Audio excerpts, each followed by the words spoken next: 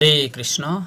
কর্ম অকর্ম এবং বিকর্ম সম্বন্ধে ভগবদ্গীতার চতুর্থ অধ্যায়ের সপ্তদশ শ্লোকে ভগবান বলেছেন যে এই কর্ম অকর্ম এবং বিকর্ম নির্ধারণ করা বড়ই দুঃসাধ্য, তাই যথার্থ গুরুর সান্নিধ্যে গিয়ে এ সম্বন্ধে সম্যক ধারণা নেওয়া কর্তব্য উচিত। কর্ম হচ্ছে যথার্থ কর্ম, বিহিত কর্ম কৃষ্ণ ভাবনাময় কর্তব্য কর্ম, বিকর্ম হল নিষিদ্ধ কর্ম, অবিহিত কর্ম অর্থাৎ যে কর্ম কৃষ্ণ ভাবনা কর্মের বিরোধিতা করে তা বিকর্ম।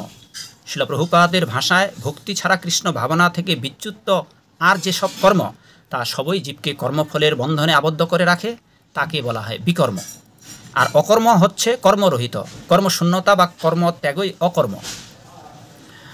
নির্বিশেষবাদীরা কর্মফলে ভয় পায়, তাই তারা অকর্মা হয়ে থাকেন। তারা সব রকম কর্ম পরিত্যাগ করেন কর্মফল ভোগের ভয়ে।